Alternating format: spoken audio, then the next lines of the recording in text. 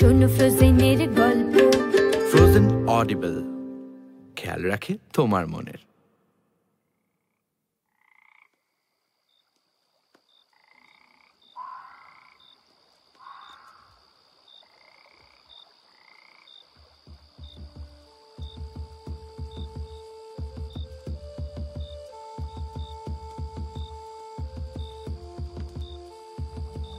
জল, স্থল, অগ্নি, বায়ু আর আকাশ, এই পঞ্চশক্তির মিলনস্থলে যে মন্ত্রপুত আসন তাই পঞ্চমন্ত্রা আসন।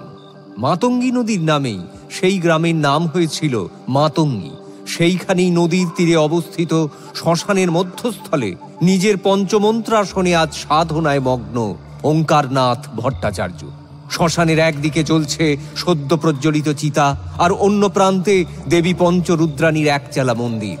দেবী খুবই জাগ্রতা। শুধু তাই নয়, দেবীর এই মন্দির ও তার সাথের শ্মশানভূমি তন্ত্র সাধনার সিদ্ধস্থান হিসেবে গণ্য হয়ে আসছে বহুকাল থেকে। আজ বহুদিন পর ওঙ্কারনাথ তারই সৃষ্ট এই পঞ্চমন্ত্রা আসনে বসেছে আরাধ্যা দেবী পঞ্চরুদ্রাণীরই আদেশে। আজ রোহিণী অমাবস্যায় আসনে বসেই সে লক্ষ্য করে আকাশের পূর্ব ও পশ্চিম দুই বিপরীত কোণ থেকে দুটি উল্কাপিণ্ড যেন আগুনের গোলার মতো নেমে আসছে পৃথিবী বক্ষে। আর সেই দৃশ্য দেখেই চমকে ওঠে ওঙ্কারনাথ। মনে মনে সে পঞ্চরুদ্রাণী মাকে স্মরণ করে প্রার্থনা করতে থাকে যাতে ওই দুই পিণ্ডের মাটিতে এসে পড়া যেন কোনো বিপর্যয় না ডেকে আনে। জয় জয় কল্যাণময়ী ওং শ্রী শ্রী দেবী মা পঞ্চরুদ্রাণায় নমঃ। 12 বছরের বিবাহিত জীবনে এই নিয়ে পঞ্চমবার ওঙ্কারনাথের স্ত্রী বিভা সন্তান সম্ভাবা হলেও এর আগে কিন্তু প্রতিবারই সে মৃত শিশুর জন্ম দিয়েছে। এইবার এই পঞ্চমবারে আজ এই রোহিণী অমাবস্যার অন্ধকার রাতেই সন্তান প্রসব করতে চলেছে বিভা। দেবী পঞ্চরুদ্রাণীর মূর্তির কাছে স্বামী স্ত্রী দুজনে মিলে বিগত 7 দিন 7 রাত একটানা নির্জলা সাধনা করে প্রার্থনা করে গেছে একটি জীবিত এবং সুস্থ সন্তানের জন্য। অবশেষে মা পঞ্চরুদ্রাণী সাড়া দিয়েছেন, আর দেবীর স্বপ্নাদেশেই ঠিক আজকের এই দিনটিতেই বিভার সন্তান প্রসবের প্রাক্কালে পঞ্চমন্ত্রাসনে বসেছে ওঙ্কারনাথ। পঞ্চরুদ্রাণীর স্বপ্ন অনুসারে এই আসনে বসেই নাকি এক অলৌকিক মুহূর্তের সাক্ষী হবে ওঙ্কারনাথ। ওঙ্কারনাথ দেবী নাম জপতে জপতে অপেক্ষারত সেই মুহূর্তে ওঙ্কার মায়ের নাম স্মরণ করে যজ্ঞের আগুনে পঞ্চ আহুতি দিতেই যজ্ঞ শিখা দপ করে জ্বলে ওঠে দ্বিগুণ তেজে। ওঙ্কারের দু চোখ লাল, মাথায় তাজা রক্তের মতো জল করছে লাল সিঁদুরের তিলক। ঘাম জবজবে মুখে আগুনের আভা এসে পড়ায় অদ্ভুত লাগে ওঙ্কারনাথকে। কিন্তু মুহূর্তেই সেই তেজদীপ্ত মুখ বদলে যায়। উৎকণ্ঠা, ভয়ে চোখে জল আসে তার। ছলছলে চোখ আর কান্না জড়ানো কণ্ঠে সে দেবী পঞ্চরুদ্রাণীর উদ্দেশ্যে বলে, মারে মা, মু যেমন জীবনভর তোর সেবাটা করছি, তেমনি মু চাই তোর নাম, তোর লীলা, মুরে সন্তান তোর দ্বারা জগৎ সংসারে ছড়ায় পড়ুক। সে হয়ে উঠুক তোর ভক্তি আর মহিমা ছড়াইবার বাহক। এ জগতের সকল প্রাণী তোর প্রকৃত শিবক।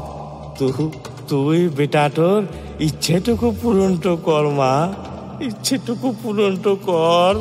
নিজের মনের কথা মাকে জানিয়ে ওঙ্কারনাথ যখন কান্নায় ভেঙে পড়ছে, তখনই আকাশের বুকে ঘটা বিস্ফোরণের আওয়াজে আবারও চমকে উঠে সে দেখে দুই অগ্নিপিণ্ড একত্রে আকাশের বুকে পরস্পরের সাথে সংঘর্ষে বিশাল এক আলোর বলয় সৃষ্টি করেছে। আর সেই অগ্নিভ আলোয় গোটা আকাশ, জল, মাটি যেন ভরে উঠেছে। সেই আলোর ঔজ্জ্বল্য এত প্রখর যে তার প্রতিচ্ছবি জলে প্রতিবিম্বিত হওয়ার পরেও তার দিকে তাকালে যেন চোখ ঝলসে যাবে। আকাশের বুকে সেই তেজদীপ্ত আলোর বিচ্ছুরণের দিকে তাকিয়ে ওঙ্কারের চোখ দুটো যেন ঝাপসা হয়ে যায়। মনে মনে ওঙ্কারনাথ মায়ের নাম জপ করে। এরপর মুহূর্তে যেন সব শ্মশানের শান্তি পুনরায় ফিরে আসে। কিছু বুঝে উঠবার আগেই দূর থেকে সেবকের ডাক শুনতে পায় ওঙ্কার। সেবক দৌড়ে আস্তে আস্তে চিৎকার করে বলে, শিগগির ঘর কে চলো কেনে? ওঙ্কারের বহু পুরনো শিষ্য এবং সাগরেদ এই সেবক। ওঙ্কার কিছুটা আশঙ্কা আর ভয়ে নিয়েই বলে, সেবক না, ঘরকে যেতে কইছি কেন? তবে কি? উদ্বেগে আর কথা বলতে পারে না ওঙ্কারনাথ। প্রবল উত্তেজনায় ওঙ্কার মায়ের নাম জপতে থাকে। এদিকে সেবক তখন ওর সামনে এসে দাঁড়িয়ে একটু ধাতস্থ হয়ে হাঁপাতে হাঁপাতে বলে, তোমার মিয়া হয়েছে গো ওঙ্কার দাদা, তোমার মিয়া হয়েছে, তোমার ঘরের লোক কি আছে গো? সেবকের মুখে মিয়া হয়েছে কথাটা যেন প্রতিধ্বনিত হয় ওঙ্কারের কানে। ওঙ্কার আবেগ মেশা গলায় উচ্চ কণ্ঠে বলতে থাকে, পঞ্চমন্ত্রাসন ছেড়ে ছুটে মন্দিরে মায়ের মূর্তির সামনে গিয়ে ওঙ্কার আবেগ মেশা গলায় উচ্চ কণ্ঠে বলতে থাকে, জয় জয় মা পঞ্চরূপধারী জয়। মন্ত্র বলতে বলতে ওঙ্কার মূর্তির সামনের পিল সুজে রাখা জ্বলন্ত প্রদীপটা হাতে তুলে নিয়ে মাকে আরতি করতে থাকে। এবং এই সময় ওঙ্কারের চোখ যায় মা পঞ্চরুদ্রাণীর মূর্তির মুখের দিকে, আর তাতেই চমকে ওঠে ওঙ্কারনাথ। বিস্ময় হতবাক হয়ে সে দেখে দেবী মূর্তির মুখখানা দেখতে যেন অবিকল সদ্য জাতিকা এক শিশু কন্যার মুখের মতো। মায়ের এমন রূপ তো সে আগে দেখেনি কোনোদিন। ওঙ্কারনাথ আর স্থির থাকতে পারে না, তার সর্বশরীর থরথর করে কাঁপতে থাকে। প্রদীপখানা পড়ে যায় তার হাত থেকে। ওঙ্কারনাথ কান্না জড়ানো গলায় সেবককে বলে, না না রে সেবক না, মোর ঘরকে মোর মাই চিকরে, হ্যারে মোর পঞ্চরুদ্রাণীর মা। বলতে বলতে ওঙ্কার আনন্দে প্রায় উন্মাদের মতো ছুটে যায় নিজের বাড়ির দিকে, আর তার পেছনে ছুটছে সেবক। ওঙ্কার আর কোনো কথা শোনার অবস্থায় নেই, দৌড়ে নিজের ঘরে আসে। ঘরে শুয়ে স্ত্রী বিভা, পাশে সদ্য জাতিকা কন্যা। ওঙ্কার মেয়ের মুখের দিকে তাকায়, দেখে অবিকল সেই মায়ের মুখ যা সে একটু আগেই দেখে এসেছে। ওঙ্কার কান্নায় ভেঙে পড়ে, মেয়েকে জড়িয়ে ধরে বলতে থাকে, তোর এত দয়া ঠোমা, এত কৃপা যে তুই স্বয়ং আইলি মোর ঘরকে। মা কিনি গো, মোদের ঘরকে মাইছে গো মা। হ্যাঁ গো, মু নিজের চোখে দেখে আইছি। হ্যাঁ দেখো মায়ের মুখখানে যেন মোর মিয়ার মতো, একেবারে এক রূপ গো। মোদেরই মিয়া দেবী পঞ্চরুদ্রাণীর মানবী রূপটো বটে। এই মিয়া মোর মায়ের নামটো, মায়ের লীলাইটো ছড়াবে এই জগৎ সংসারে। তাই মায়ের নামে মিয়ার নামটো রাখছি রুদ্রাণী, পঞ্চরুদ্রাণী। জয় জয় মা পঞ্চরুদ্রাণী জয়। ওঙ্কারের কথা প্রতিধ্বনিত হয় আকাশে বাতাসে। সেই কথা সদ্য জাতিকার কান্নার সাথে মিশে গিয়ে তৈরি করে এক দিব্য মুহূর্ত।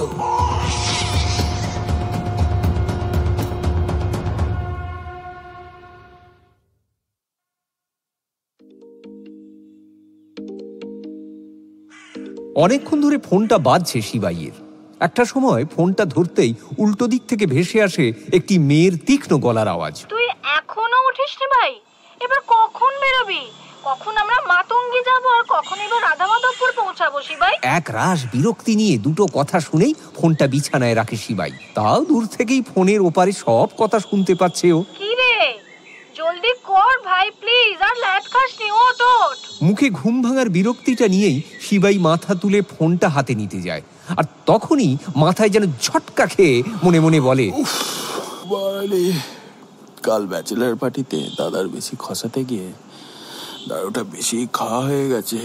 ভেজা ফুল হ্যাং। কি রে ভাই, শুনছিস আমার কথা? আর এই এক আছে, সকাল থেকে ফোন করে মাথা খেয়েই চলেছে।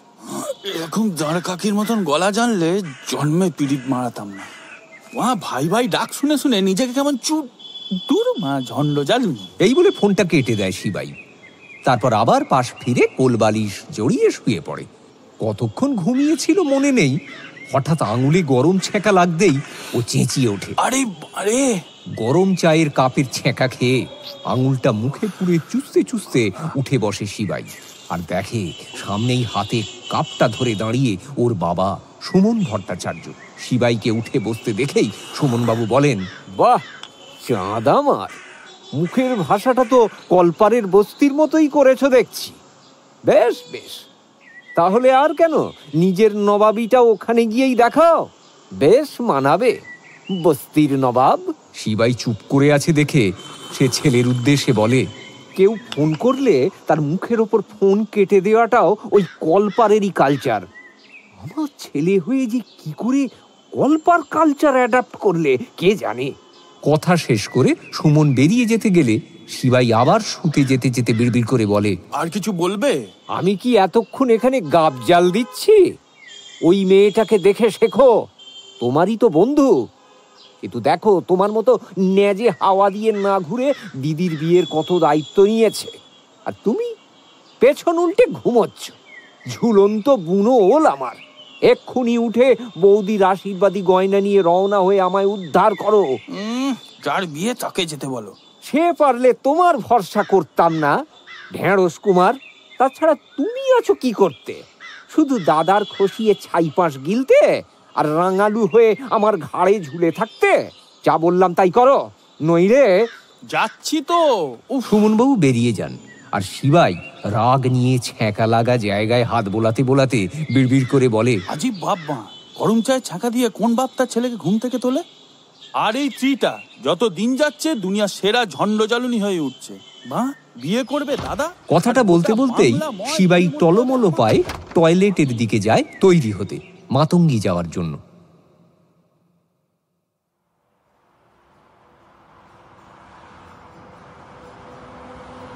গাড়ি ছুটিয়ে শিবাই আর ত্রি বেরিয়ে পড়ে মাতঙ্গীর উদ্দেশ্যে।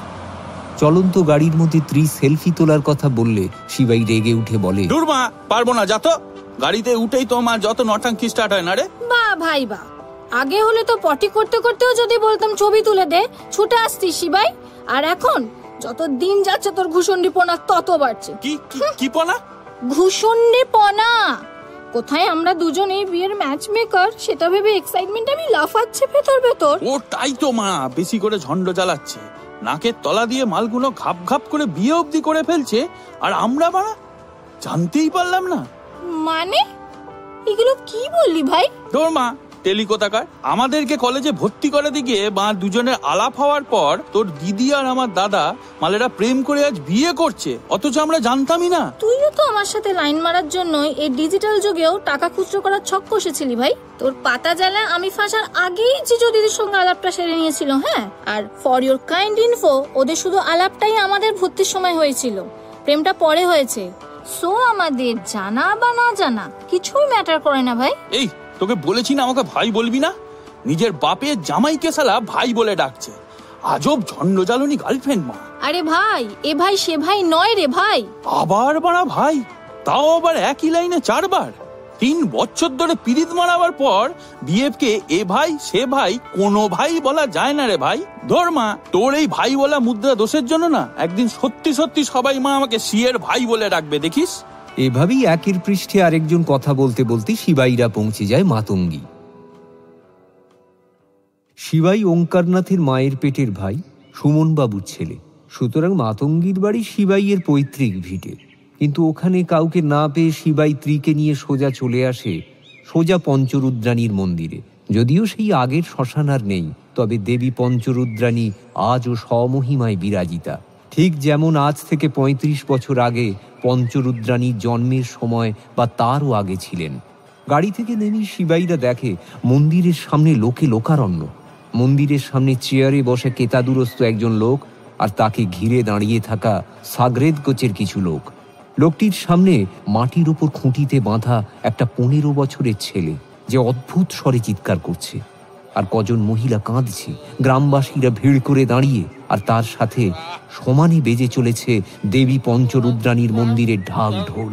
স্ত্রী এসব দেখে একটু ভয় পেয়ে মুখটা ঘোরাতেই দেখে একটা কালো কুচকুচে রোগাটে লোক প্রায় ওর ঘাড়ের উপর দাঁড়িয়ে। স্ত্রী ভয় চিৎকার করে ওঠে, তুই সর কেনে? আজব লোক রে মা। সেবক্কা রাধু বিবি কোথায় গো? মা তো আর কি কইছে গো, আজ আবার ওই এমএলএর বেটা তোর ভূত তো ছাড়াবে কামা গো মা। ওয়াও, হাউ এক্সাইটিং না ভাই। আজ আমি লাইফে প্রথম লাইভ ভূত তাড়ানো দেখবো। আর দেখো কেন, যত খুশি দেখো, কিন্তু মা কইলে তবে। হ্যাঁ, সেবক কথা বলতে বলতে ওদের সাথে মন্দিরে প্রবেশ করে। সেখানে রুদ্রাণী এলো চুলে, লাল শাড়ি, লাল সিঁদুরের টিপ আর সিঁথি ভর্তি সিঁদুর পরে মাকে আরতি করছে। স্ত্রী অবাক হয়ে দেখে মা পঞ্চরুদ্রাণীর মূর্তির রূপের সাথে রুদ্রাণীর রূপের কোনো পার্থক্য নেই। দুজনে যেন একে অপরের রূপের প্রতিচ্ছবি। এই রাধু পিসি যে গত বছর মন্দারমণি গিয়ে ওর সাথে হুইস্কি আর জায়েন্ট খেয়েছিল তা যেন বিশ্বাসই হচ্ছে না ওর। একে একে পঞ্চপ্রদীপ থেকে শুরু করে চামর দেয়া পর্যন্ত সব কটা শেষ করে শান্তির জল দিয়ে পুজো শেষ করে রুদ্রাণী।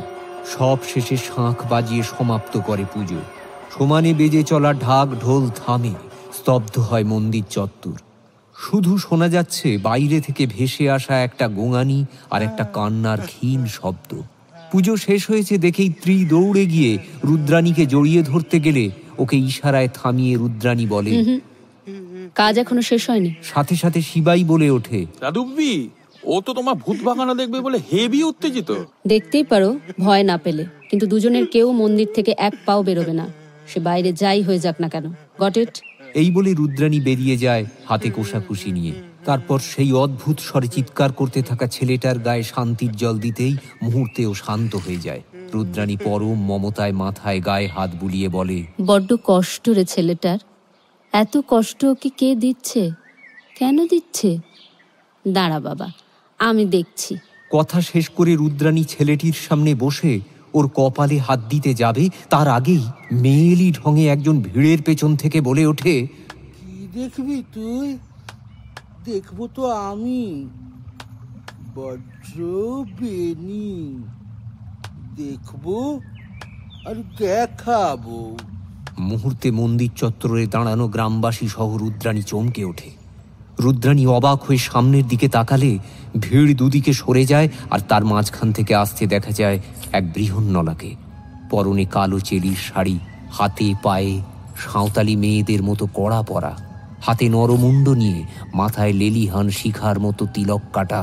ভয়ঙ্কর রূপে সে ধীরে ধীরে এগিয়ে আসে রুদ্রাণীর দিকে।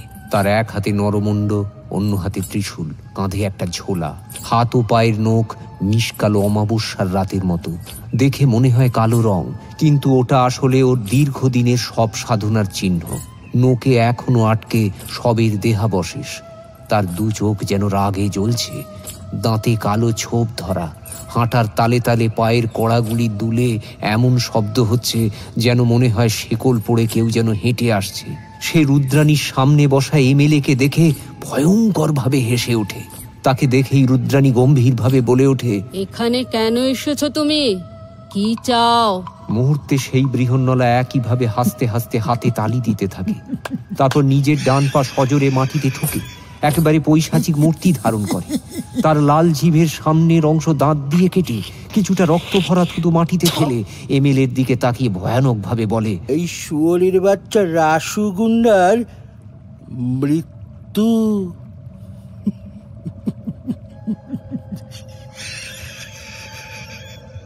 এই হারামিটা শেষ হবে আমার হাতে, আর ওর পরিবার শেষ হবে ওই ছেলের মধ্যে থাকা আমার পাঠানো প্রেতাত্মার হাতে। হ্যাঁ, এই বলে বজ্রবেণী মাটির ওপর লাফাতে লাফাতে হাততালি দিতে থাকে।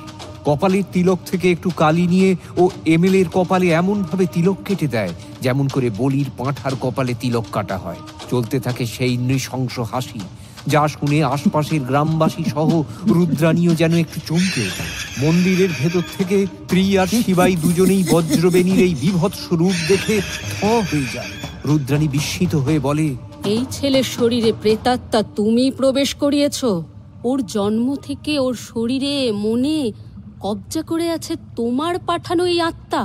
মানে সেই দিন থেকে আজ পর্যন্ত ও নিজের ইচ্ছা মতো কিচ্ছুটি করতে পারে না? কেন কেন এই ছেলের শরীরে প্রেতাত্মা প্রবেশ করিয়েছ তুমি? কিসের এত রাগ তোমার এইটুকু ছেলের ওপর? ছেলের ওপর নয়, আমার রাগ ওর বাপ ওই রাসু গুন্ডার ওপর। ওর বাপের কুকর্মের শাস্তি পাচ্ছে ওর ছেলে। হ্যাঁ, আমি ওর পরিবারকে শেষ করার সংকল্প নিয়ে দীর্ঘদিন সাধনা করেছি। আজ আমি শর্মিলা থেকে তন্ত্র সাধিকা বজ্রবেণী হয়েছি। এখন অপেক্ষা শুধু ওর বুক চিরে রক্ত খাওয়ার। হ্যাঁ, আরে এমএলএ হলাম, আমার নামের পাশ থেকে গুন্ডা নামটা ছাড়লো না। এই জন্যই বোধহয় বলে পাপ কখনো চাপা থাকে না। কিন্তু কেন কেন মারতে চাও ওনাকে? আমার এই শরীর, আমার স্বপ্ন, আমার সুস্থ জীবন আর অস্তিত্বকে পা দিয়ে মারিয়ে ও আজ এমএলএ হয়েছে। ঠকিয়েছে ও আমায়। কেড়ে নিয়েছে আমার মা, আমার পঙ্গু ভাইটাকে। 2 হাতে লুটে পুটে নিয়েছে আমার সবকিছু। আর তাই আমি প্রতিশোধ চাই, চরম প্রতিশোধ। চুপ করো, ওকে চুপ করতে বলো। সবার সামনে দাঁড়িয়ে মিথ্যে বলছে ও। কালি লাগাতে চাইছে আমার রাজনৈতিক ভাবমূর্তিতে। মিথ্যে? কোনটা মিথ্যে? তুই মিথ্যে প্রতিশ্রুতি দিয়ে আমার এই শরীরটাকে ছিঁড়ে খেয়েছিস, সেটা মিথ্যে?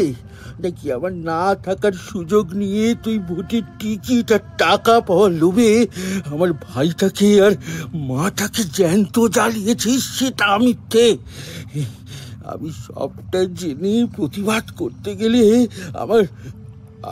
আমার গলার নলি কেটে জলে ভাসিয়েছিস, সেইটা মিথ্যে?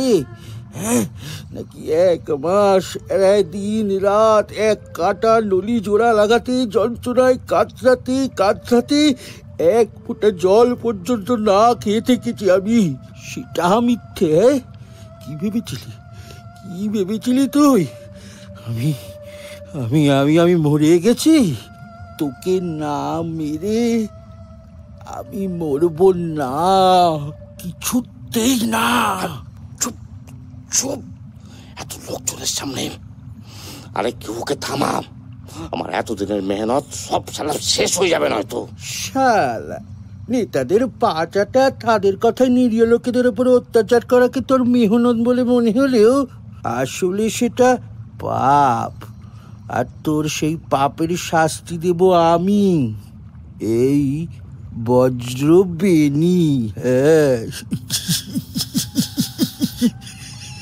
চুপ কর মা। আরে তো শালা মেয়েও নয়। এই থাম তুই। আরে ল্যাংটা হবি গায়ের লোকের সামনে? করবো নাকি আর একটু ল্যাংটা তোকে এই খোলা বাজারে? হ্যাঁ। সঙ্গে সঙ্গে রুদ্রাণী সবটা বুঝে এমএলএ সাহেব আর বজ্রবেণীকে বলে, শর্মিলার সঙ্গে কি হয়েছিল, কেন হয়েছিল, সবটা আমাকে জানতে হবে। আর সেটা আপনি আমাকে বলবেন এমএলএ সাহেব, নাকি আমি ওর থেকে? আমি বলবো। আসুন আমার সঙ্গে। বজ্রবেণী, তুমি কিছুক্ষণ এখানেই অপেক্ষা করো, নিশ্চিন্তে থাকো। মা পঞ্চরুদ্রাণী তোমার সহায় নিশ্চয়ই হবেন। এই বলে রুদ্রাণী এমএলএর থেকে সবটা জানতে তাকে নিয়ে একাই ঘরে ঢোকে। শান্তভাবে দরজাটা বন্ধ করে মুহূর্তে রাসুর দিকে ফিরে, তারপর কড়া চোখে তাকিয়ে এমএলএ রাসুকে বলে, শর্মিলা, ও তো চাঁপাডাঙ্গা বস্তিতে থাকতো। কবছর আগে ওইখানে আগুন লাগে, তার মানে ওই বস্তিতে আগুন লাগিয়েছিলেন আপনি। আর রাসু গুন্ডা রাতারাতি জনদরদি নেতা হওয়া ছিল এই কাজের পুরস্কার। কোন কাজের পুরস্কার? আমাকে নেতা করেছে জনগণ, তাদের ভালোবাসা, ভরসা। চাঁপাডাঙ্গা বস্তি ভাঙার পুরস্কার ছিল আপনার কাউন্সিলর হওয়ার টিকিট। তারপর আবার মিথ্যে আশ্বাস দিয়ে মেয়েটাকে ভোগ করে তাকেও মেরে ফেলতে চেয়েছিলেন, তাই তো? দেখলেন না, ওটা মেয়ে না, ওটা একটা হিজড়ে। তাই চাইলেই ওকে মিথ্যে বলে ভোগ করা যায়, তাই না? ওটা মেয়ে না, ওটা একটা হিজড়ে। অত কিছু ভেবে করেছি নাকি? দেখতে ডাগর ছিল, আর তখন আমিও হোল টাইম ফিটিং থাকতাম। রাতের বেলা নরম শরীরটা পেলেই চলতো, সামনে পিছনে অত বাদ বিচার ছিল না। তাই সেটা মা বোনের হলেও। কি বললেন? আজ কিন্তু সেই শর্মিলা আপনার ওপর প্রতিশোধ নিতে তন্ত্র সাধিকা হয়ে আপনার জীবনে ফিরে এসেছে। রাসুবাবু আপনার ছেলের শরীরে ঢুকিয়েছে ভয়ঙ্কর এক প্রেতাত্মা, আর ও এই কষ্ট সহ্য করছে আপনার জন্য। আর এখন ওই বজ্রবেণীর এই প্রতিশোধের আজ থেকে আপনাকে বা আপনার পরিবারকে বাঁচানো যাবে কিনা তা আমিও সঠিক জানি না। জানেন কেবল মা পঞ্চরুদ্রাণী। বাইরে আসুন। ঘর থেকে বাইরে সেই পঞ্চরুদ্রাণী বজ্রবেণীর উদ্দেশ্যে শান্ত অথচ দৃঢ় কণ্ঠে বলে ওঠে, তোমার সঙ্গে নিঃসন্দেহে অনেক বড় অন্যায় হয়েছে বজ্রবেণী, আর তার জন্য ওনাকে শাস্তিও একদিন পেতেই হবে। কিন্তু ওনার এই ছোট্ট ছেলেটা কিংবা ওনার স্ত্রী তো তোমার সঙ্গে কোনো অন্যায় করেনি, তাহলে ওদেরকে এভাবে কষ্ট দেওয়া কি তোমার উচিত? উচিত অনুচিতের জ্ঞান তুমি অন্য কাউকে দিও গো মেয়ে। নিজের ভাই আর মায়ের ওই ঝলসে যাওয়া চিতা দেখে না আমারও মনে হয়েছিল যে তাদের কি দোষ ছিল, কিন্তু ও তো তাদের ছাড়েনি, তাই ওকে আর ওর পরিবারকে ছাড়বো না। হ্যাঁ, কিন্তু আমি থাকতে তুমি যে ওর পরিবারের কারুর কোনো ক্ষতি করতে পারবে না বজ্রবেণী। আর পাপ পুণ্যের শাস্তি দেওয়ার অধিকার আছে কেবল আমার পঞ্চরুদ্রাণী মায়ের, আর কারো সে অধিকার নেই। তাই রাসুবাবুকেও তুমি কিচ্ছু করতে পারবে না। কে কে আটকাবে আমাকে? ওকে আমি নিজের হাতে মারবো, আর আর সেটাই হবে আমার নজরে সঠিক বিচার। কথা শেষ হওয়ার আগেই বজ্রবেণী রাগে কাঁপতে কাঁপতে নিজের ত্রিশূল মাটিতে পুঁতে ঝোলা থেকে কিছুটা ভস্ম রুদ্রাণীর দিকে ছুঁড়ে দেয়। যা গায়ে পড়তেই রুদ্রাণীর যেন সারা গা হাত পা জ্বালা করতে থাকে। সে নিজেকে নিয়ে ব্যস্ত হয়ে পড়ে, আর সেই সুযোগে বজ্রবেণী রাসুর সাগরেদদের এক ঝটকায় সরিয়ে দিয়ে সোজা রাসুর বুকে এক লাথি মারে। তাতেই রাসু চিত হয়ে শুয়ে পড়ে। এবার বজ্রবেণী রাসুর বুকের উপর বসে।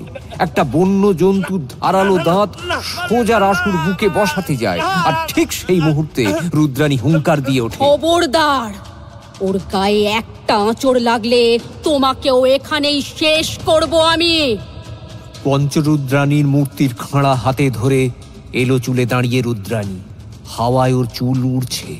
রুদ্রাণীর হুঙ্কার শুনে বজ্রবেণী রুদ্রাণীর দিকে তাকাতেই চমকে ওঠেও, যেন কোনো শুভ শক্তির প্রতীক হয়ে দাঁড়িয়েছে বজ্রবেণীর সামনে। মুহূর্তে রুদ্রাণীর কপালে টিপের চারপাশে একটা গোল করে আলোর রেখা ফুটে ওঠে, যা দেখে চমকে এমএলএ রাসুর ওপর থেকে উঠে দাঁড়ায় বজ্রবেণী। তার হাত থেকে অস্ত্র পড়ে যায়। রুদ্রাণী তার দিকে তাকিয়ে থাকায় বজ্রবেণী যেন সহ্য করতে পারে না রুদ্রাণীর ওই দৃষ্টি। না না না না না, এই দৃষ্টি সরাও আমার উপর থেকে। আমি সহ্য করতে পারছি না, সরাও। এই বলতে বলতে ক্রমশ বজ্রবেণী পিছুতে থাকে। একসময় ও আর কিছুতেই সহ্য করতে না পেরে চিৎকার করে ওখান থেকে ছুটে পালিয়ে যায়। সকলে ভয়ে তটস্থ হয়ে দাঁড়িয়ে থাকে। রুদ্রাণী এবার শান্ত পায়ে গিয়ে বজ্রবেণীর ত্রিশূলটা আলতো হাতে মাটি থেকে টেনে তুলে সেটা হাতে নিয়েই এমএলএ রাসুর 15 বছরের ছেলের কাছে যায়। তারপর শান্তভাবে ত্রিশূলটা মাটিতে রেখে বসে পড়ে ছেলেটার সামনে, আর কোষাকুষির খানিকটা জল ছুঁড়ে মারে ছেলেটার গায়ে।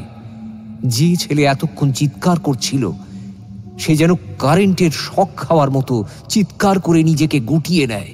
রুদ্রাণী রাগত হয়ে গম্ভীর স্বরে বলে, এই ছেলের শরীর তোমার সঠিক আস্তানা নয়, ওকে ছেড়ে বেরিয়ে এসো।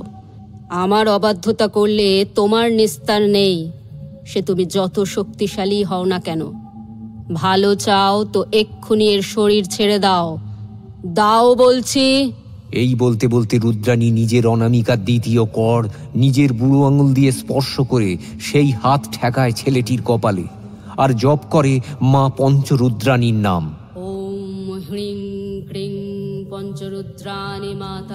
এইভাবে বেশ কিছুক্ষণ জপ করার পর একটা কালো ধোঁয়া যেন এমএলএ রাসুর ছেলের শরীর থেকে বেরিয়ে আসতে দেখা যায়। উপস্থিত সবার সঙ্গে দাঁড়িয়ে ত্রি আর শিবাইও বিস্ফারিত চোখে হাঁ হয়ে দেখতে থাকে। সেই কালো ধোঁয়ার মুখ এমএলএ রাসুর দিকে ধেয়ে আসে। এমএলএ আঁতকে ওঠে। ধোঁয়ার হাঁ এমএলএর মাথাটা গিলতে যাবে, সেই সময় রুদ্রাণী দুটো কালো পদ্মবীজের মালা এমএলএ ও তার ছেলের গলায় ছুঁড়ে দেয়। হাঁ করা কালো ধোঁয়ার পিণ্ড এদিক ওদিক করতে থাকে। রুদ্রাণী হাত তুলে তাকে শান্ত করে। কোষাকুষি থেকে পুনরায় কিছুটা জল তুলে সেই কালো ধোঁয়ার দিকে ছোঁড়ার আগের মুহূর্তে বলে, এই জগতের সকল পাপ পুণ্যের বিচার করার ক্ষমতা আছে কেবল আমার পঞ্চরুদ্রাণী মায়ের। তাই তার বিচারের শাস্তি বা পুরস্কার তিনি সবাইকে সময় দেবেন। ওম শান্তি। এই বলে রুদ্রাণী সেই পবিত্র জল ছুঁড়ে দিতেই মুহূর্তে কালো ধোঁয়া আকাশে মিলিয়ে যায়, যা দেখে সবাই একসঙ্গে বলে ওঠে,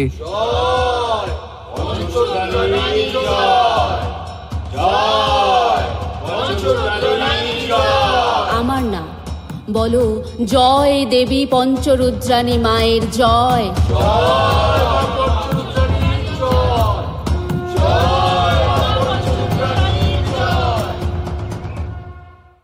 এমএলএ কৃতজ্ঞতা জানিয়ে রুদ্রাণীকে টাকা দিতে এলে রুদ্রাণী বলে, আমি এ কাজ মানুষের কল্যাণে করি। অর্থ বা দান গ্রহণে স্বার্থ পূরণ হয়, কল্যাণ নয়। এই বলে রুদ্রাণী শান্ত পায়ে মন্দিরের ভিতরে গিয়ে একেবারে অন্য স্বরে শিবাইকে বলে, তাড়াতাড়ি ভেতরে চল। সে কোন সকালে বেরিয়েছিস রে, কিছু খাবি দাবি তো নাকি? বাট তুমি একা কেন? পিছে কই? ওর কথা আমার সামনে তুলিস না তো, এক্ষুনি মাথা গরম হয়ে যাবে। কি একটা হঠাৎ করে কাজে উনি নাকি দুদিনের জন্য মুম্বাই চলে গেলেন, ডাইরেক্ট মেঘাইয়ের আশীর্বাদে পৌঁছে যাবে। হ্যাং তারাবার চাটা প্লিজ, কাল দাদার ঝেড়ে একটু বেশি খাওয়া হয়ে গেছে। কি মেঘাই একা একা তোকে ব্যাচেলার পার্টি দিল? দাঁড়া, প্রেম করে বাপ মাকে পটাবার বেলা রাধু পিসি, আর ব্যাচেলার পার্টিতে আমি বাদ। আমারও এক কথা, আচ্ছা বলো, আমার কলেজ অ্যাডমিশনে দিদি না গেলে তো দিদির সঙ্গে জিজুর দেখাই হতো না, আর সে আমিও কিনা বাদ? একেবারেই না। চল না রাধা মাধবপুর, পার্টি না দিলে না বেটাকে আমি আংটি পরাতে দেবই না।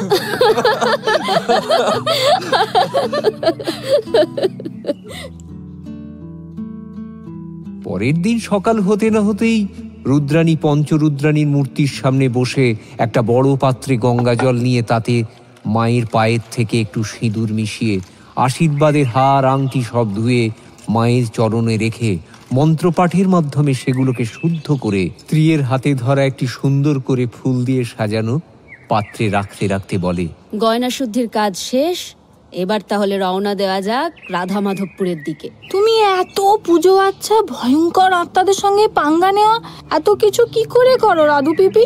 আমি হলে তো ভয়েই মরে যেতাম। আমি কিছুই করি না রে, যা করার সব আমার মাই করেন, সে শুধু আমাকে দিয়ে সব করিয়ে নেয়। চল চল চল, এবার বেরোলে কিন্তু অনেক দেরি হয়ে যাবে।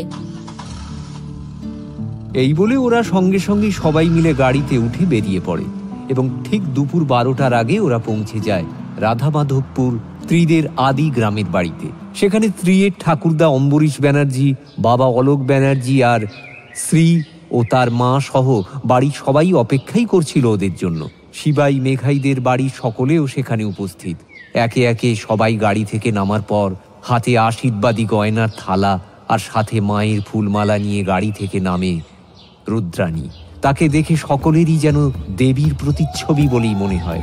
সকলে মিলে তাকে সাদরে ভেতরে আসতে অনুরোধ করলে সে ধীর পায়ে গিয়ে চলে। চারিদিকে উলুধ্বনি আর শঙ্খধ্বনিতে ভরে ওঠে। রুদ্রাণী বাড়ির সিংহদুয়ার পেরোতেই হঠাৎ লক্ষ্য করে মুহূর্তে যেন গোটা বাড়ির মাটি একেবারে কালো হয়ে যাচ্ছে। সে চমকে বাড়ির দিকে তাকালে দেখে গোটা বাড়িতেই এই কালো রং যেন ছেয়ে আছে।